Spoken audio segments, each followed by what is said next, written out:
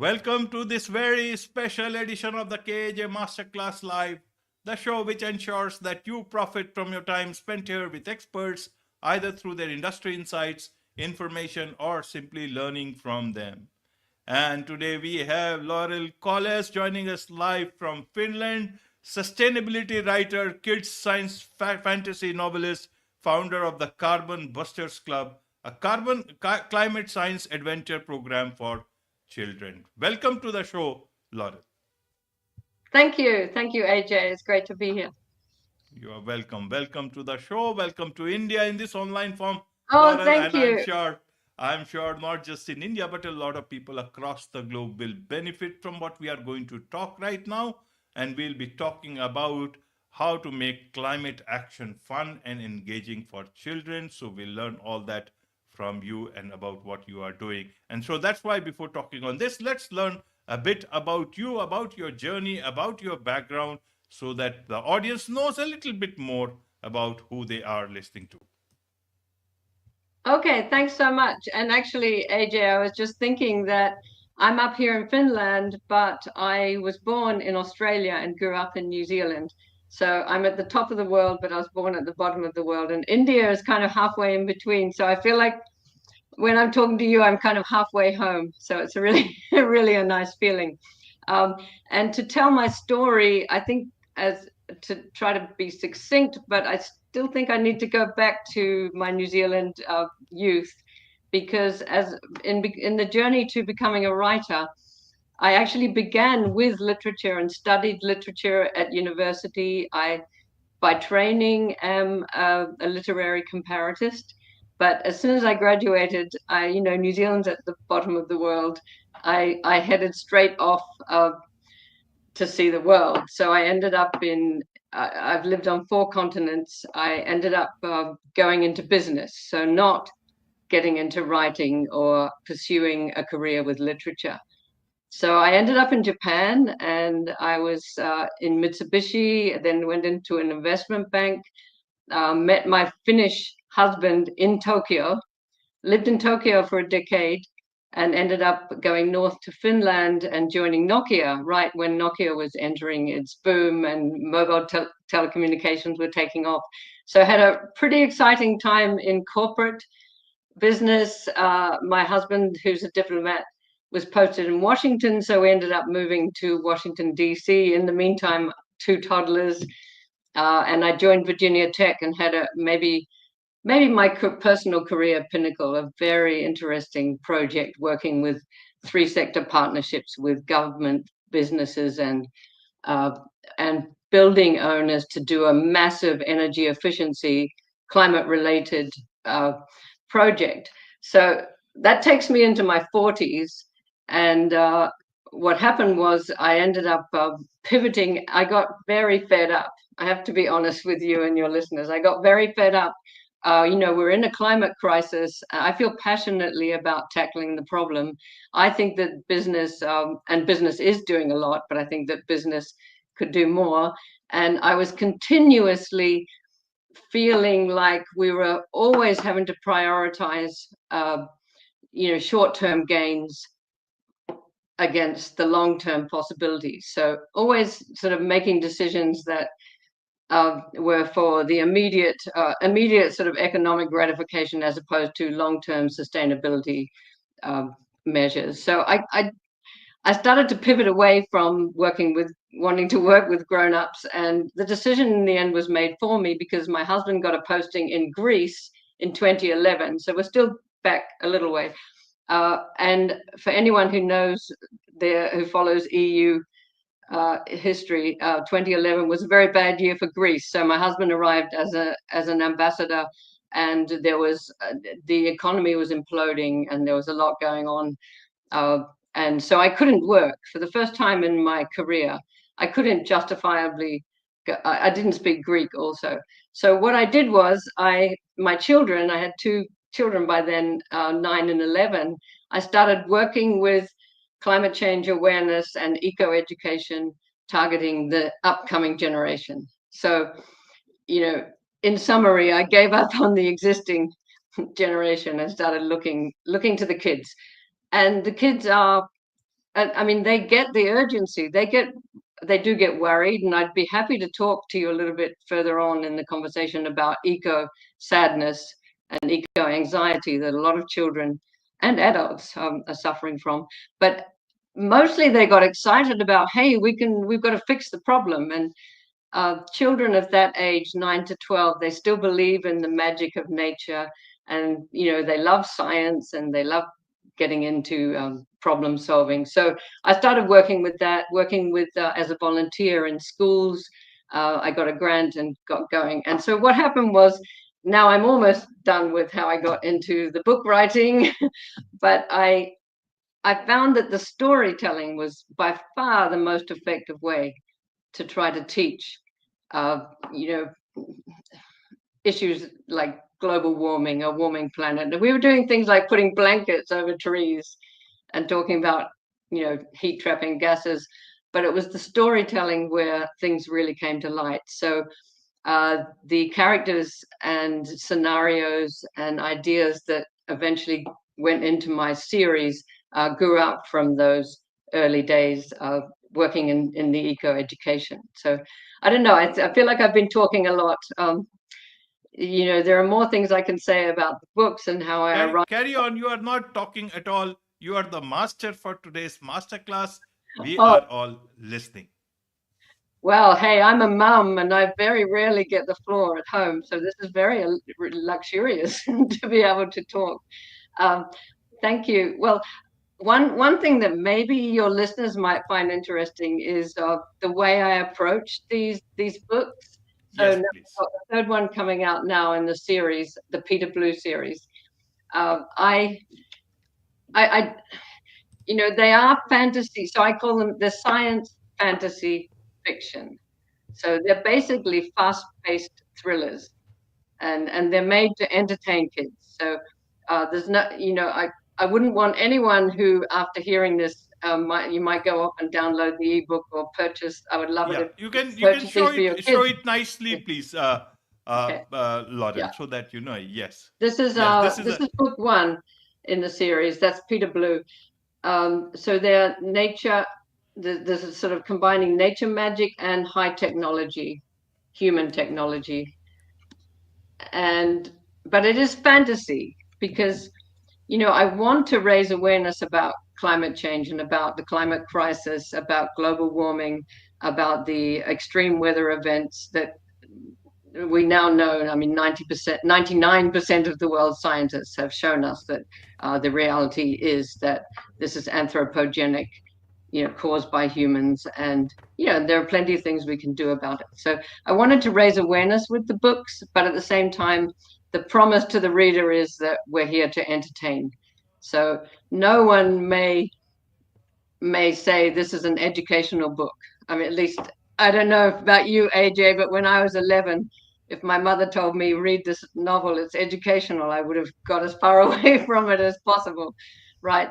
So no, definitely not. Uh, Fast-paced thrillers, page turners.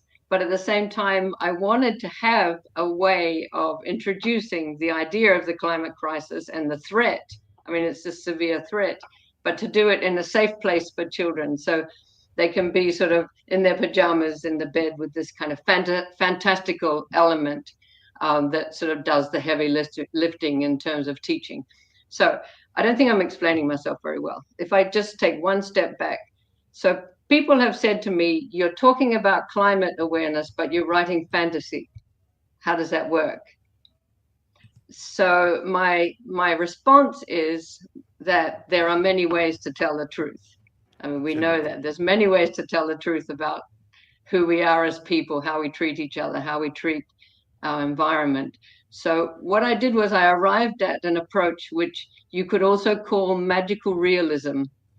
So these Chilean writers, the magical realism, where you have a realistic world that looks like today's world. So that's what I've done with the books. I've got a version of today's world, but I have this magical, fantastical overlay, and that is in the form of these demons. So these weather demons that they are born or birthed out of garbage dumps, i.e., overconsumption, and they show up as fierce and scary extreme weather attacks, so wildfire attacks, flash flooding, massive killer storms.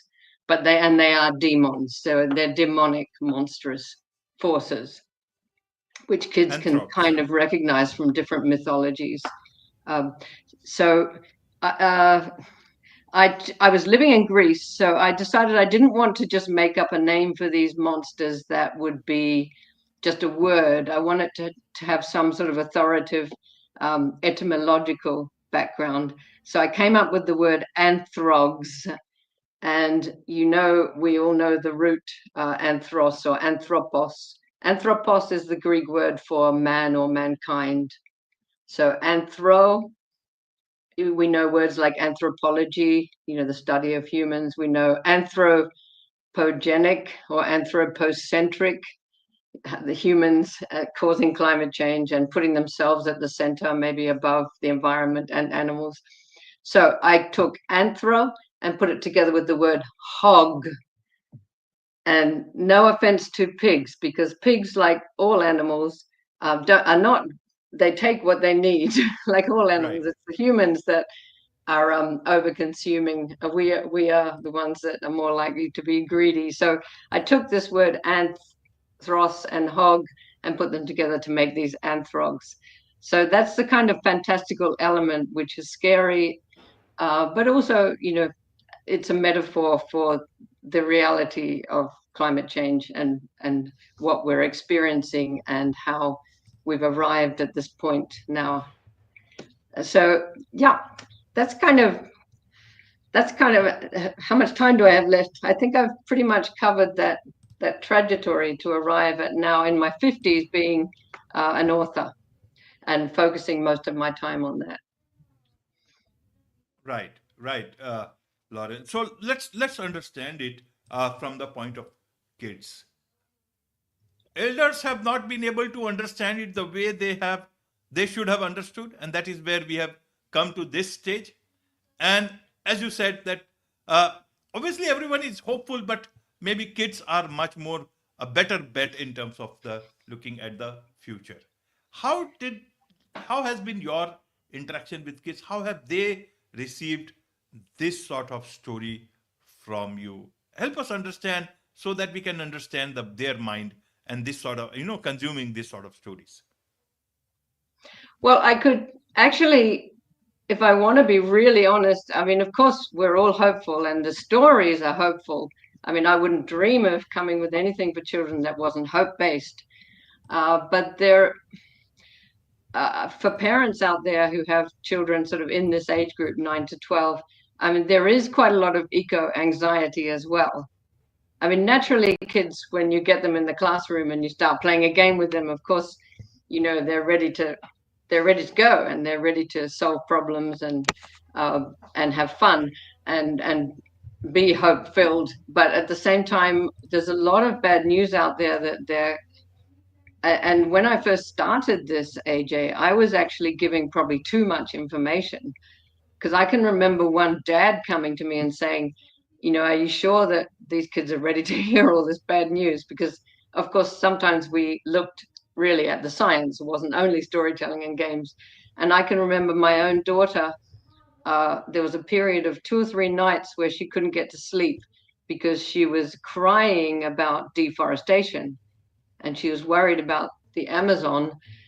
And, so we have to be, which is part of the reason why I thought it would be maybe more appropriate to have this fantasy fiction as opposed to just, I could have gone the other way and started developing journals that had, all the facts in them, uh, because it can be terrifying. I mean, the Amazon rainforest, if you give some children this, I don't know if you've seen the statistics for this year for the Amazon. It was a record-breaking year in terms of fires, and the amount of Amazon rainforest we lost just this year in 2024 was a space the size of Sri Lanka. So when children start to think about, uh, I mean, it's phenomenal. It's frightening, and they think about trees dying and trees being burned, and so we have to be careful. which is why I think that having these anthrogs has helped me be able to sort of put it a little bit over there. So this is a fun thriller, but at the same time, not giving kids a free pass. This is not the world where Peter Blue and his friends are in this school series and are tackling big world problems. I mean, it's our world. So it's not a world that's over there, but in a way, by adding the fantasy elements, um, I've kept it I've kept it so it's a little bit kids can distance themselves from it and feel safe. Sort of, as I said, like in their own uh, bedroom. uh, so I don't know. I think it would be maybe useful if we just looked at that very briefly. So one thing that when children get this eco anxiety, one thing from reading and listening and meeting kids myself, one thing that helps is if they feel empowered to be doing something. So Right. in the classes, but also sending kids home to their families and coming with initiatives. There's so many possibilities where they feel like they're tackling the problem and doing something themselves, and they're empowered to have an impact, and they can measure it. So measuring, I don't know how many cans they collected and took to the recycling. That's a very obvious and basic example, but they can see that they've done something themselves.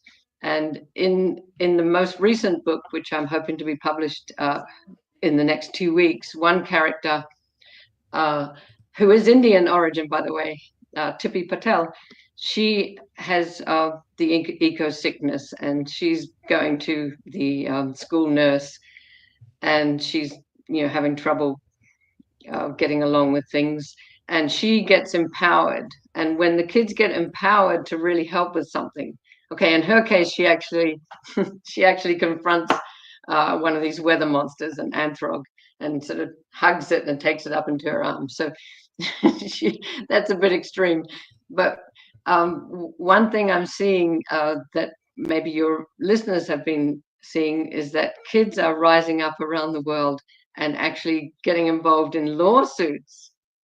So there's Right. been quite a rash of in Germany, Netherlands. There's a very big lawsuit now in the US, which is, of course, these children are surrounded by adults and NGOs that are supporting the cause, but there's a lawsuit called Juliana versus the US. It's a 15-year-old girl up at the podium suing the US Supreme Court. I mean, holding leaders accountable on their promises or on their decisions. I mean, leaders in states in the US who are, you know, but contrary to all that we know about health and welfare and personal health and welfare and the state of the planet, they're still investing in fossil fuels. Uh, Kids are calling them on that. And so I love the idea of, yes, the hope, but also empowering to take action. So just sitting there and hearing all the facts and seeing that their adult leaders are not doing enough and being really surprised when they hear about the crisis, and then they're like, so what are we doing? Oh, business as usual, I'm afraid, mostly. So, Yes. that's something. So finding ways to empower your children. If you're a sports coach, find a way to combine team building with getting out there and even doing a rubbish cleanup, but also doing more sophisticated things with technology where you can have energy efficient lighting or some energy efficient or carpooling or different things where you start to measure and congratulate each other on progress that you're making and contributions that you're making. So at home, of course, it's really important if kids are always calling their parents on the simple things like their plastic packaging or their recycling, but doing things with the children at home, like maybe going out and buying some long life lights, or even just simple things like that, where you do it together and you feel good about finding ways that are good for you and the family. And usually it involves money saving and health benefits, whatever kinds of things that you select. Absolutely.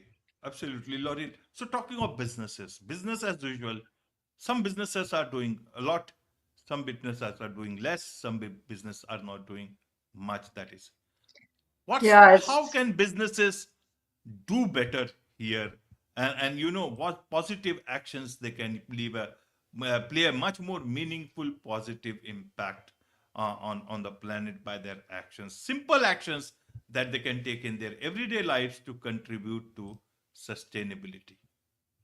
right. So you're talking about business. I mean, it's a big question, of course, because it depends so much on what country you're operating in and what the legislative environment is like, what kind of sector that you're in makes a big difference to the kind of measures. So if we were just talking very generally to a business, Many countries, but only one planet. That's the thing. yeah, General. very well said, well said. And climate change knows no national borders, does it? Which is one of the very unfortunate ironies of extreme weather is that many of the very lethal extreme weather attacks that we see, I call them attacks. So in the books, I think of them as attacks. So there's an imbalance in the countries who are suffering the most versus those who contributed the most. But we know all that.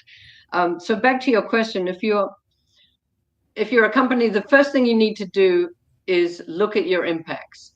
So, and this is what when we're looking at legislations and the way there's a lot of different now in the EU, there's a very big new legislative rollout. It's called CSRD, and it's got some companies scrambling. Uh, what you need to do is first analyze where are your impacts. I mean, it's just a simple question. You just start to look at your business, look at who your stakeholders are and how you impact them.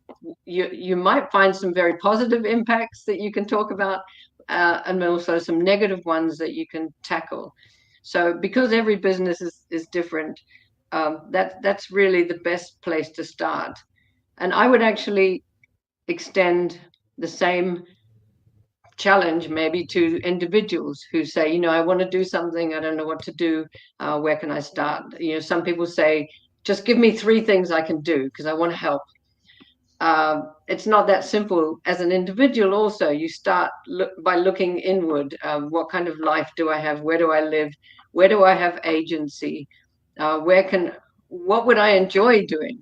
I mean, it doesn't have to be tackling climate change doesn't have to be about a big sacrifice. It can actually be quite self-serving, I think. Find things that make really good sense for you. And I say the same for a company. Make big investments that make good business sense. That's going to be very good for the longevity and sustainability of your business. You might have to make some upfront investments now, but they're certainly going to amortize and pay off over time.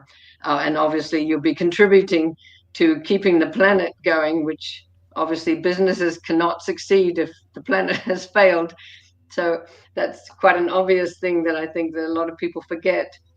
Um, but I'm not here to point fingers. I'm also, a moderate. I'm a mother. I also go down to the supermarket and I have to feed my children. I have to find purchases that I can afford. I don't like plastic, but sometimes I have to purchase plastic. So we all have to think.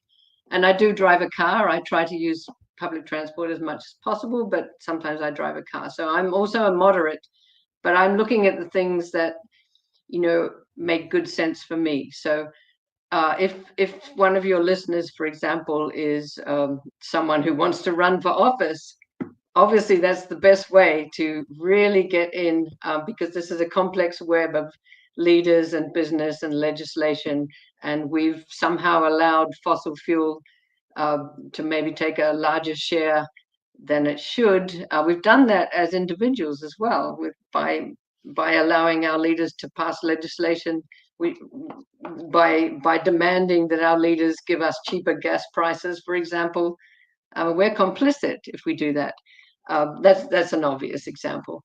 But maybe you're the kind of person that can never run for office, but you look at your own impact. Do you drive your car to work every day? So think about a couple of days a week, taking the bus, taking your bicycle. You'll probably find that there'll be great health benefits if you start cycling twice a week. And you see what I'm saying. But at the same time, if you want to get rid of your car altogether, then you need to live in a city or a town where the government has invested in good infrastructure to help get you to work, right? You need a bus or a train that's going to come on time, that you can rely on. So everyone needs to be working together. But you know what, AJ? I have developed my own theory, a kind of very hopeful theory. People think I'm crazy, but it's a very optimistic theory about how, as a world, we're going to tackle climate change. Can I share it? Yes, yes, I'm listening. The world is Well, listening. it's called so for people who really have looked at climate change and are following the way we talk about climate change, we have this hockey stick. You know the famous hockey stick graph where you have the handle of the hockey stick Right, flat and then the spike up, which is the blade. So right. climate change, there was a scientist in the 90s called Michael Mann who began associating the journey for the world into these high temperatures or global warming.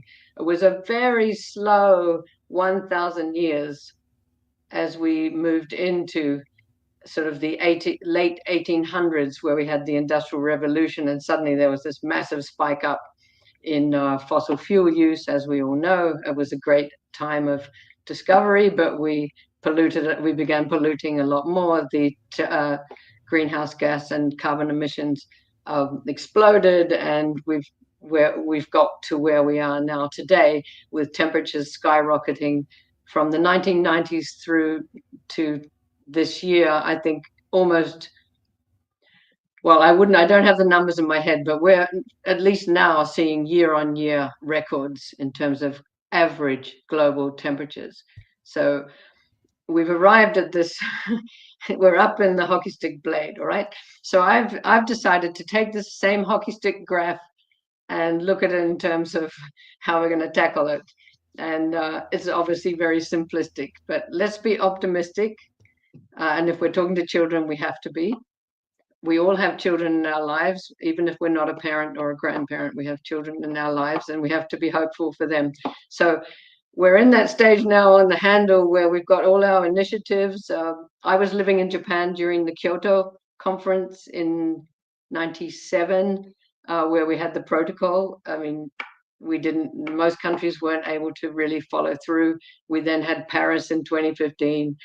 Lots of initiatives, great technologies, including from the US. The US has been a huge contributor in technologies that can help us tackle. And now we've got AI, which is also going to help. We can be very positive about AI and the way it can help us as a world handle the climate crisis. So we're going along on the handle, and I absolutely believe that we're going to end up on the blade together, a unified world. And it's going to take a tipping point, I guess. I mean, I argue that we're at the tipping point now. If you look at if you read the newspapers or listen to the news, there's something nearly every day, isn't there, in terms of extreme weather attacks. We've had Absolutely. the wildfires in Greece, obviously in the Amazon, in California, the hurricanes coming one after another, record-breaking hurricane strength. We've had in Spain just 2 weeks ago, flash flooding caused a lot of devastation and death. There was one village in Spain, I heard on the BBC, which is still a pretty reliable source, that they had an estimated 1 year of rainfall falling in an 8-hour period. That's climate change. That's global warming. We can now say that global warming raises the probability of these kinds of extreme weather attacks. There are scientists who have run models. They've run these kind of models on an unwarmed world and then run them on today's world, and you see a spike up in the probability of these extreme weather events occurring. So we know now that it's anthropogenic. and I don't remember exactly what I was saying, but I was telling you, yes, that we're seeing now what I would call a tipping point. But I guess when we get to a place where it's absolutely undeniable, even for the climate deniers, then I think we're going to see very swift and unified action. And the reason I'm more hopeful than I was maybe 5 years ago is from having gone through the pandemic. I mean, it was a terrible, terrible time, and many people suffered and people died, but people really were literally dying in front of us. So we could see it, because a lot of people, when we're recycling our cans and we're thinking, what is the link? It's very hard for some people to see the link between their actions, affirmative actions, and how it might be impacting a storm on the other side of the world. So I think at some point it's going to become so prevalent that it's going to be undeniable even for the deniers, and as it was with the pandemic, where we saw that this was happening. Businesses were just bankrupting everywhere around us. Supply chains were melting down. Society was failing. People were dying. And what did we do? In 1 year, maybe I'm sort of over romanticizing it a bit, but in 1 year, pretty much, we got together with top thinkers, scientists, governments, and we came up with a vaccine, didn't we? We basically solved it because it was right there in our face. So I'm calling it the hope stick. We're going to reach a point. I mean, some scientists would say that we're already locked in now with these temperature rises, but I'm not going to think like that. I mean, I think that anyway, we have to get up in the morning and get up and keep going, right? So let's be hopeful. In fact, I was quoted last week. I've been fond of saying that with so many resources in short supply, optimism is still one that we can afford to use liberally. So let's be optimistic. Absolutely, absolutely, and you have concreteness in everything that we should be hopeful. We should not lose hope. The reason is, see, let me connect it for you. I know you must be knowing it, but I'll just see it from this part of the world. You write for children fantasy books, and in that fantasy adventure, science fantasy adventure, if we call it. And Yes. today's children are tomorrow's consumers, and they will make sure that everyone listens to them, including businesses. And a lot of this anthrox that you talk about, you know where they are related to. So there is where the big change is perhaps going to. Already, even the present generation Z and whichever ones you say, people are becoming very, very aware. Everyone, I've seen people are not buying things that is not good for health. That number is going down, and companies are finding it difficult to sell products which people you are finding it unhealthy or in that, and that is why more and more companies are diversifying into things that will keep their revenues Right. sustainable. Because those drinks of yesterday are not going to work today, and that is where the world is changing, and children will be the biggest thing. So you have targeted the right audience there, and they will certainly Yay, thank you. Well said, AJ. so that is where. So let's talk about your Peter Blue series, and so how many books in the series? Help us understand so that those who are yeah. Okay, well, I'm just about to publish the fourth, but the first book is a kind of prequel. So it's a kind of big journey story of how Peter Blue gets to this Spiral Hall. So Spiral Hall is a school on an island in the mist off the south coast of England. And Peter Blue begins in Australia, in the bush, living in an old person's home, actually. But that's the kind of prequel. And then I've got these two books, which are book one and book two. But as I said, the please hold them stories don't need to be the stories don't need to be read in order, because I think it's not fair on the parents if they buy one book and then they're told they have to go and buy 2, 3 more. But you can read them in any order, but of course it's quite fun to read them. There are some rewards if you read them in order, but everything is explained and they're standalone stories, and they're quite big stories. And for me, Peter Blue, I mean, I don't know what you read, AJ, when you were young. Did you ever read the stories of King Arthur Yes, King and the Arthur and boy his Arthur? knights. King Yeah, Arthur for and his me, that's knights. the best story. So Peter Blue is a kind of boy Arthur, and there is one character in the books who's a kind of Merlin style character. But this is in.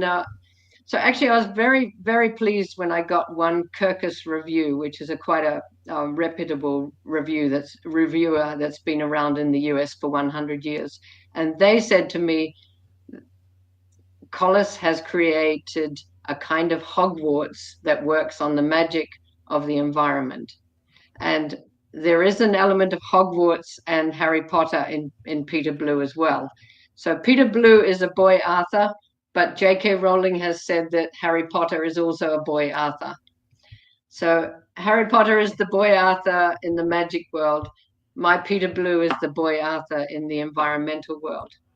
And I feel like, you know, the idea of Camelot and Arthur growing up and being tutored by Merlin, it's one of the great stories. And we definitely need to be ready for another Camelot, don't you think? When it comes Absolutely. to solving climate and and working together in a unified and hopeful way towards something better. So there's an old legend about King Arthur that the English have, that King Arthur didn't die. He went to, this is just one sort of mythology which I caught onto. He went to sleep in a hollow hill, and he will wake again when the world needs him most. So I latched onto that, and I have this idea with Peter Blue that he's the kind of new boy Arthur uh, that will lead us or inspire the new generation to move forward towards a different kind of Camelot. So that's the way I'm thinking and the way I got started with it. And it's really fun for me. My children are now 18 and 20, and I started this when they were at the reading age of the characters. So now I have my characters. I still have kids in my life because every morning I get up and start writing, and I can be with my 11-year-old heroes. Absolutely. So, how many more books to go? Or this is the. Well, I think that at least in this series, I'm looking at 8 or 9 stories, big stories that I've already kind of scoped out in my head. Let's see. But yeah, as long as I'm having fun and my readers are giving me positive feedback, I'm getting good reviews. I don't have many readers in India yet, but I understand that Indian kids are still reading books.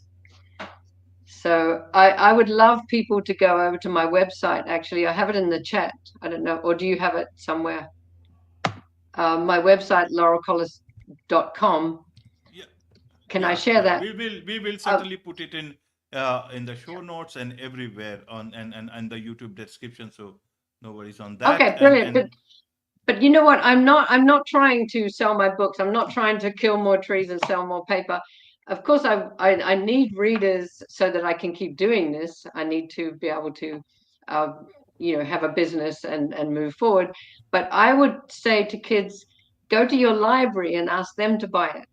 I would love you to do that because it's a really nice fit with everything that we've been saying, right? So otherwise, get the ebook if you're parents or you have a Kindle or you have a way of getting an ebook. If you sign up to my newsletter, I'll let you know on certain days I make it free on Amazon so that you can download it for free.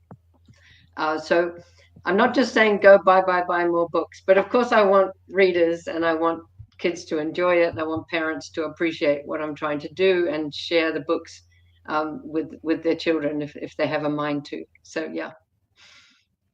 wonderful. And for those people who would like to connect with you, apart from your website, what is the best way for them to do so?